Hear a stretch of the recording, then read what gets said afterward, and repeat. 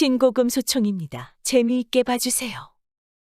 옛날 옛적에 칠복이라는 총각이 있었습니다. 그는 아버지가 일찍 돌아가셔서 홀어머니를 모시고 근근히 살았습니다. 사는 게 말 그대로 똥구멍이 찢어질 정도여서 다 쓰러져 가는 오막살이 집에서 살았습니다. 그리고 겨우 좁쌀죽이나 먹고 사는 그런 형편이었습니다. 워낙 가난한 집안이라 아버지가 살아계셨을 때도 잘 살지는 못했습니다. 그래서 아버지가 세상을 떠났을 때 집 밖에 있는 채소밭에 땅을 파고 대충 무덤을 만들어 그곳에 모셨습니다. 묘자리를 봐주는 풍수쟁이를 사서 좋은 땅에 묘를 쓰려면 돈이 엄청나게 들어갔기 때문이었습니다. 어려워도 칠복이는 홀어머니를 모시며 열심히 살았습니다. 그러던 어느 날 하루는 해가 저물 무렵 웬 스님이 칠복인의 집을 찾아왔습니다. 주인 양반 계십니까? 마침 칠복이의 어머니가 부엌에서 좁쌀죽을 끓이려던 참이었습니다. 소리를 듣고 문 밖을 내다봤더니 처음 보는 스님이 턱하니 서 있질 않겠습니까? 어머니가 쪼르르 달려나가 공손하게 두 손을 비비며 고개를 숙였습니다. 그러자 스님이 빙긋 웃으며 말했습니다. 해도 저물었으니 하룻밤 쉬어 갔으면 합니다. 스님, 보시다시피 저희 집은 방도 비좁고 마땅히 대접할 것도 없습니다. 죄송하지만 다른 곳을 찾아가 보시지요. 하지만 스님이 괜찮다고 하룻밤 신세를 지자며 사뭇 졸랐습니다. 그렇지만 어머니는 손님에 대한 예의가 아니다 싶었습니다. 스님, 그뿐만 아니라 방에는 빈대 벼룩이 많습니다. 웬만하면 다른 집을. 마음이 있어 찾아온 것이니 잠이나 재워주시구려. 스님이 이렇게까지 나오는데 차마 안 된다고 버틸 수가 없었습니다. 그럼 누추하지만 방으로 드시지요. 스님을 방으로 모시고 어머니는 좁쌀죽이라도 서둘러 끓여 정성껏 대접했습니다. 잘 사는 집이라면 된장국도 끓이고 고추장에 풋고추라도 올려놓으련만 살림살이가 워낙 궁색해서 어쩔 수 없었습니다. 그렇게 스님이 밥상을 물릴 때쯤 칠복이가 일을 마치고 집으로 돌아왔습니다. 칠보가 웬 스님이 찾아와서 막무가내로 하룻밤 묵어가겠다고 하시는구나. 그래서 방에 모셨다. 대접할 것도 없는 집에 손님을 들여요. 잘 사는 집에 가서 묵으시라고 하지 그랬어요. 내 마음이 바로 내 마음이야. 그런데 꼭 우리 집에서 묵겠다고 하시니 어쩌겠니? 칠복이는 바로 집신을 벗고 방으로 들어가 스님께 인사를 드렸습니다. 그러니 스님은 칠복이를 뚫어져라 쳐다보더니 글은 어디까지 배웠느냐 하고 대뜸 묻지 않겠습니까? 글을 못 배웠습니다. 스님, 그 말을 들은 스님은 아쉽다는 듯 고개를 끄덕끄덕 하더니 말을 하였습니다. 네 관상을 보니 보통 내기는 아니로구나. 나중에 크게 될 인물이야. 허저는 총구석에서 겨우 입에 풀칠이나 하며 사는 가난뱅이입니다. 스님, 방금 하신 말씀이 무슨 뜻인지요? 자네가 큰 인물이 되지 않는다면 나중에 반드시 아들을 보게 되는데 그 아들이 큰 인물이 될 게야. 남의 집 일하느라 피곤할 텐데 그만 윗방에 가서 쉬거라. 칠복이는 윗방으로 가서 어머니 옆자리에 누웠습니다. 다음 날 아침이 밝았습니다. 그런데 어찌 된 노릇인지 스님이 떠날 생각을 하지 않았습니다. 어느덧 보름이 지나고 한 달이 훌쩍 지나갔습니다. 그런데 한 가지 이상한 점이 눈에 띄었습니다. 스님이 낮에는 빈둥빈둥 낮잠만 자는 것 같은데 자정만 넘으면 슬그머니 일어나 밖으로 나가는 것이었습니다. 그러다 새벽 첫 딸기 울 무렵에야 찬 이슬을 밟으며 칠복인의 집으로 돌아오는 것이었습니다. 아무래도 스님이 이상해 밤마다 어디 다녀오시는 걸까 궁금한 어머니는 어느 날 밤 슬그머니 스님의 뒤를 밟아보았습니다. 스님은 뒤에 누가 따라오거나 말거나 전혀 신경을 쓰는 것 같지 않았습니다. 그러나 어머니는 스님의 뒤를 밟다가 돌아오며 혼자 중얼거렸습니다. 옛날부터 오지산에 천하제일에 명당 자리가 있다고 하던데 스님이 혹시 명당 자리를 찾는 분은 아닐까? 그렇다면 잘 되었네. 우리 영감 묘자리 하나 잡아달라고 사정해봐야지. 다음 날 어머니는 동네 부잣집에 가서 일을 하게 되었습니다. 마침 잔칫날이어서 지글지글 맛있는 음식을 만드느라 동네 아낙네들의 손길이 저마다 분주했습니다. 어머니는 몰래 맛있는 음식을 바구니에 담아 치마 폭에 감추었습니다. 그리고 슬쩍 집으로 가져와 스님께 대접했습니다. 음식을 먹고 난 스님이 흐뭇한 표정을 짓더니만 글의 소원이 모여하고 불쑥 묻는 것이었습니다. 사람의 속을 훤히 들여다보고 묻는 것 같았습니다. 어머니는 마음속으로 역시 스님은 뭔가 다르구나 하면서 속마음을 탁 털어놓았습니다. 우리 영감이 3년 전에 세상을 떠났습니다. 여태 묘자리를 구하지 못해 집 앞 채소밭에 흙무덤을 만들어 놓고 아침 저녁으로 바라만 볼 뿐입니다. 스님, 저희 영감 자리 하나 봐주시면 안 될까요? 그거야. 뭐 어려운 부탁도 아니요. 오늘 저녁에 대개 아들이 돌아오거든. 알이 굵은 감자 3개만 구해 오라 하시구려. 네, 그리하지요. 어머니는 저녁에 칠보기가 집으로 돌아오자마자 반겼습니다. 얘야, 스님이 알이 굵은 감자 3개만 구해 오라 하시는구나. 그러지요 뭐. 칠보기는 근처 친구를 찾아가 어른 주먹만 한 감자 3개를 얻어왔습니다. 주전부리로 감자를 잡수시려는 모양이군. 그렇담 스님은 날감자를 좋아하시나 아니면 삶은 감자를 좋아하시나? 혹시나 하는 생각에 감자 하나를 껍질째 솥에 넣고 삶았습니다. 잠시 뒤 날 감자 2개와 삶은 감자 하나를 드렸더니 스님이 군소리 없이 받아가지고 바랑 속에 넣었습니다. 그 모습을 본 어머니가 귓속말로 칠보기에게 일렀습니다. 한밤중이 되면 스님이 일어나 오지산 쪽으로 갈 거야. 그때 살금살금 뒤쫓아가 보아라. 칠보기는 일찌감치 잠자리에 들었습니다. 이윽고 자정이 가까워졌습니다. 아니나 다를까 스님이 바랑을 짊어지고 슬며시 밖으로 나가는 것이었습니다. 칠보기는 재빨리 일어나 스님의 뒤를 밟았습니다. 스님은 색강을 건너 이윽고 오지산 쪽으로 접어들었습니다. 오지산으로 들어간 스님은 한참을 걷고 또 걸었습니다. 이윽고 아늑한 언덕배기에 이르러 바랑을 내려놓더니 혼자 소리로 이렇게 중얼거렸습니다. 과연 싹이 틀까? 아마 싹이 트겠지. 그리고는 바랑 속에서 감자 3개를 꺼내 언덕배기 위에서 아래로 차례차례 3군데 땅을 파고는 그 속에 감자를 묻는 것이었습니다. 밥 한 그릇 먹고 물 한 그릇 먹고 천천히 트림을 하고 날만큼 시간이 지났을까요? 감자 파묻은 곳에서 징징하고 땅 울음소리가 들려왔습니다. 그 순간 칠보기는 놀라서 뒤로 자빠질 뻔했습니다. 얼마나 좋은 명당 자리이기에 감자를 묻은 곳에서 땅 울음 소리가 들려오나 참 신기하기도 해라. 그런데 더욱 놀라운 일은 그 다음에 벌어졌습니다.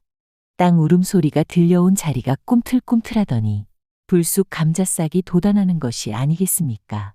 그런데 감자싹이 돋아난 곳은 2곳이었습니다. 한 곳에선 땅 울음소리도 들리지 않았고 감자싹도 돋아나지 않았습니다. 거참 이상하다. 맨 윗자리가 가장 좋은 곳인데 어찌 땅 울음소리가 안 들리고 싹도 트지를 않는고. 칠보기는 갑자기 슬그머니 무릎을 치며 저기에 묻은 감자는 삶은 감자가 분명하다고 생각했습니다. 하지만 이런 일을 모르는 스님은 탄식을 하는 것이었습니다. 이게 도대체 어찌 된 노릇인가? 그동안 내가 헛공부를 했더란 말인가? 맨 윗자리는 천자가 태어날 명당 자리이고 가운데는 임금이 태어날 명당 자리고 맨 아래는 삼정승 육판서가 태어날 명당 자리임이 분명한데 하필이면 천자가 태어날 자리에서 땅울음 소리가 들리지 않고 싹도 트질 않으니 참으로 해괴한 일이로다. 칠보기는 스님이 혼자 하는 소리를 다 들었습니다. 그러니 이제 더 지켜볼 것도 없었습니다.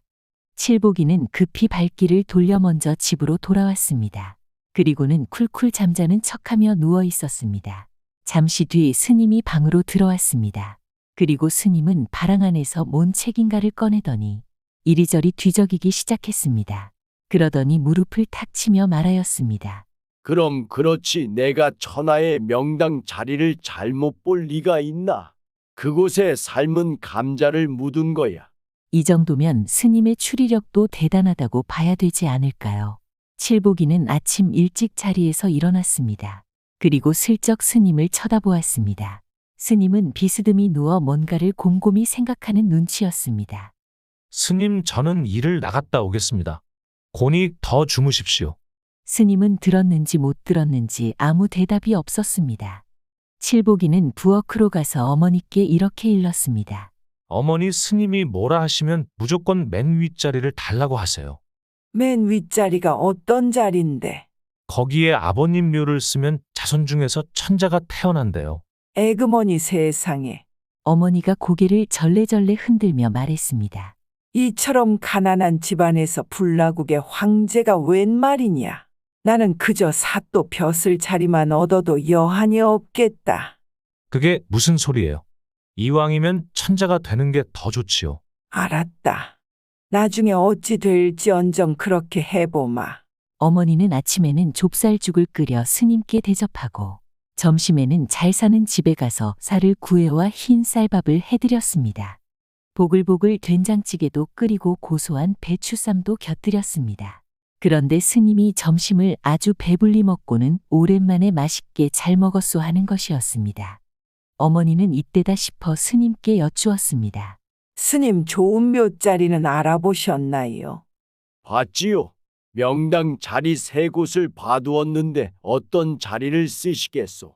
스님 맨 윗자리를 저희에게 주십시오. 맨 윗자리를 달라고요. 스님은 칠보기의 관상을 떠올려 봤습니다. 관상은 나무랄 데가 없으나 워낙 배운 것이 없어 천자가 될 수 있을지 염려가 되었던 모양이었습니다. 이윽고 마음을 굳혔는지 스님이 물었습니다. 그곳은 금으로 만든 관을 써야 할 자리입니다. 대개 형편으로 금관을 쓸 수 있겠소. 금으로 만든 관을 써야 한다니 그건 불가능한 일이었습니다. 쌀밥 보리밥도 못 먹어 겨우 좁쌀죽을 끓여 먹는 처지에 금관을 쓸 수 있겠습니까? 그런데 어머니는 그 말을 기다리기라도 했던 것처럼 대본에 이렇게 말하는 게 아니겠습니까? 그쯤은 할 수 있습니다. 스님은 어이가 없다는 표정으로 물었습니다. 아니 어떻게? 저희 마을은 귀리를 많이 심었습니다. 그 귀리가 추수할 때쯤이면 샛노란 황금빛으로 변하지요.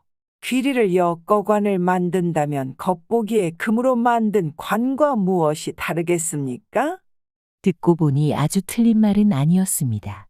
네, 솔직하게 말씀드리리다. 맨 윗자리는 아무나 쓸 수 있는 자리가 아니오. 금관은 그렇다 치고 살아있는 목숨 1000개를 죽여 무덤 속에 함께 묻어야 하오. 그렇게 할 수 있겠소. 그것도 할 수 있습니다. 하나도 아니고 10도 아니고 100도 아니고 자그마치 1000이나 되는 목숨을 어떻게 죽일 수 있단 말이오. 저희처럼 가난한 집엔 빈대 벼룩이 수천 마리나 됩니다. 그 녀석도 살아있는 목숨이니 1000마리를 잡는 것은 시간 문제지요. 듣고 보니 그것도 아주 틀린 말은 아니었습니다. 스님이 고개를 끄덕끄덕 하더니 마지막으로 덧붙였습니다. 한 가지 해야 할 일이 더 남았소. 땅을 파고 금관을 묻을 때 갑옷을 입고 투구를 쓴 장군이 무덤 옆에서 곡을 해 주어야 하오. 어디 가서 갑옷 입고 투구를 쓴 장군을 모셔오겠소. 스님 그것도 문제될 게 없습니다. 어떻게요? 땅을 파고 금관을 묻을 때에 동네 젊은이 하나를 시켜서 몸에는 짐승의 가죽으로 만든 장군 옷을 잠시 얻어 입히고 머리에는 솥뚜껑을 쓰게 하고 아이고 곡을 하게 하면 되지 않겠어요. 스님은 그만 할 말을 잃고 말았습니다. 백의 아들 팔자가 보통은 훨씬 넘는가 싶소. 그렇게 아시구려. 하고는 바람인 듯 연기인 듯 홀연히 사라져 버렸습니다. 다음 날 칠보기와 어머니는 집 앞 채소밭에 있는 무덤을 파헤쳐 귀리를 엮어 만든 관 속에 넣었습니다. 햇빛을 받아 반짝반짝 황금빛을 내는 걸 보니 영락없는 금관이었습니다. 또한 집 안에 있는 빈대 벼룩을 닥치는 대로 잡았더니 1000마리가 훨씬 넘었습니다. 그리고 칠복이 친구에게 장군 차림의 옷을 입히고 솥뚜껑을 머리에 쓰게 했습니다. 그러고는 금관을 짊어지고 오지산으로 올라갔습니다. 스님이 잡아준 천하제일의 명당 자리에 아버지 관을 묻고 친구에게 아이고 곡을 하게 한 뒤 번듯하게 무덤을 만들어 놓고 오지산에 내려왔습니다. 그날 이후 칠복이는 어찌어찌 장가를 가게 되었고 떡두꺼비 같은 아들을 낳았습니다. 그 아들은 아버지보다 훨씬 기품이 있고 영특해 보였습니다. 그리고 얼마 뒤 홀어머니가 세상을 떠났습니다. 칠복이는 어머니를 아버지 무덤 옆자리에 묻었습니다. 여기서 사나 다른 곳으로 가서 사나 사는 것은 마찬가지야.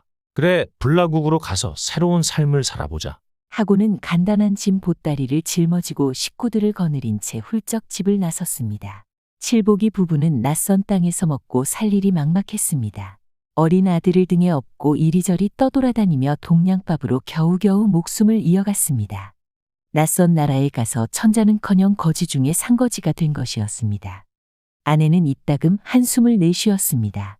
차라리 고향 땅에서 마음 편히 살 걸 그랬나 봐요. 왜 낯선 땅에서 우리가 이 고생을 하며 살아야 해요? 여보, 우리 당장 고향으로 돌아가요, 네?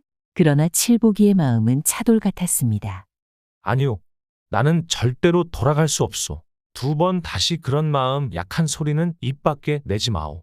그러나 형편은 조금도 나아지질 않았습니다. 게다가 여러 차례 죽을 고비를 넘기기도 했습니다. 겨울이 가고 봄이 왔습니다.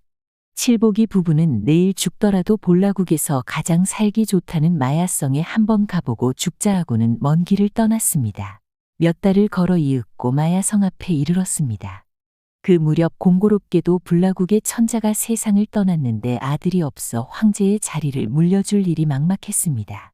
그래서 날마다 대신들이 모여 앉아 의논을 했는데 도무지 뾰족한 방법이 떠오르질 않는 것이었습니다. 그러던 어느 날 대신들이 모여 앉은 자리의 수염이 허옇게 난 신성 같은 할아버지가 호련히 나타났습니다. 대신들은 깜짝 놀라 두 눈이 동그래졌습니다. 신성 같은 할아버지는 지프로 만든 북을 내놓으며 말을 하는 것이었습니다. 아무리 의논해도 천자가 될 사람은 따로 있으니 내 말을 들으시오. 이 지프로 만든 북을 치게 해서 둥둥둥 가죽 북소리를 울리게 하는 사람이 장차 전자가 될 뿐이요. 성문 앞에 이 지프로 만든 북을 걸어놓고 마야성을 드나드는 모든 사람에게 북을 줘보라 하시오. 석 달 열흘 안에 전자가 될 분이 나타날 것이오. 하고는 바람처럼 사라져버렸습니다. 대신들은 하늘이 보낸 신선이라 생각하고는 할아버지가 일러준 대로 지프로 만든 북을 성문 앞에 걸어놓았습니다. 그리고는 성문을 드나드는 사람들에게 북을 쳐보라고 했습니다. 그런데 어인 노릇일까요? 석 달 열흘이 다 되어 가도록 지프로 만든 북에서 둥둥둥 가죽 북소리를 내는 사람이 나타나지 않는 것이었습니다. 대신들은 바싹바싹 입안에 침이 마를 지경이었습니다. 칠복이 부부가 마야성 앞에 도착했을 때는 신성 같은 할아버지가 말한 석 달 열흘째 되는 바로 그날이었습니다. 마야성 앞에는 사람들이 구름처럼 몰려들었습니다. 지프로 만든 북을 한번 쳐보려고 방방곡곡에서 몰려온 사람들이었습니다. 칠복이 부부는 아무것도 모른 채 그저 웬 사람들이 저렇게 많이 모여 있을까 하고 고개를 갸웃거릴 뿐이었습니다. 하지만 마야 성 안으로 들어가려면 누구든 지프로 만든 북을 쳐야만 통과할 수가 있었습니다. 칠복이 부부는 거지 중에 상거지 꼴을 하고는 사람들 뒤에 서서 차례를 기다렸습니다. 뉘엿뉘엿 해가 서산 마루에 걸릴 때쯤 이윽고 칠복이 차례가 되었습니다. 성문을 지키는 포졸이 칠복이에게 북채를 건네주었습니다. 그래서 칠복이는 힘껏 북을 내리쳤습니다. 그러나 퍽하는 둔탁한 소리가 났습니다. 둥둥둥하는 가죽 북소리는 나지 않았습니다. 지프로 만든 북에서 그런 소리가 날 리 없었습니다. 칠복이는 속으로 별 싱거운 장난을 다 한다고 생각하면서 포졸에게 북채를 넘겨주었습니다. 그리고 마야성 안으로 막 들어서려는 참인대 뒤에서 포졸이 불러 세우는 게 아니겠습니다. 이보시오. 거기 서시오. 칠복이는 지은 죄는 없건만 가슴이 철렁 내려앉아 걸음을 멈추었습니다. 혹시 거지라고 성 안으로 못 들어가게 하려는 게 아닐까 하는 생각이 머리를 스쳤습니다. 성문을 지키는 포졸이 느닷없이 칠복이 부인에게 물었습니다. 이보시오. 등에 업혀있는 아이는 사내 아이요. 계집 아이요. 사내 아이지요. 그럼 그 아이에게 북을 한번 줘보라고 하시오.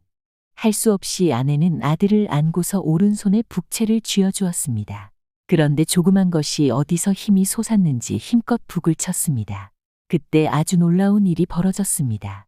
분명히 둥둥둥둥하는 가죽 북소리가 울렸던 것이었습니다. 주위에 있던 사람들이 모두 깜짝 놀라 입이 벌어졌습니다. 그 소리를 듣고 바로 대신들이 버선발로 헐레벌떡 뛰어내려왔습니다. 그러고는 칠복이 아들에게 다시 한번 쳐보라고 말했습니다. 그러자 칠복이의 아들이 북채를 잡고 다시 힘껏 북을 내리쳤습니다. 그러자 역시 둥둥둥하는 북소리가 온 천하에 울려 퍼지는 것이었습니다. 대신들이 그 자리에서 무릎을 꿇고는 칠복이의 아들에게 큰 절을 올렸습니다. 대신들은 칠복이의 아들을 천자로 모시기 위해 급히 가마에 태워 궁궐 안으로 데려갔습니다. 그 뒤 칠복이 아들은 여러 훌륭한 스승 밑에서 천자의 법도를 배웠습니다. 그리고 마침내 천자가 되어 불라국을 다스리게 되었습니다. 그리고 그런 아들을 보며 칠복이는 흐뭇해하였습니다. 구독은 자원봉사입니다.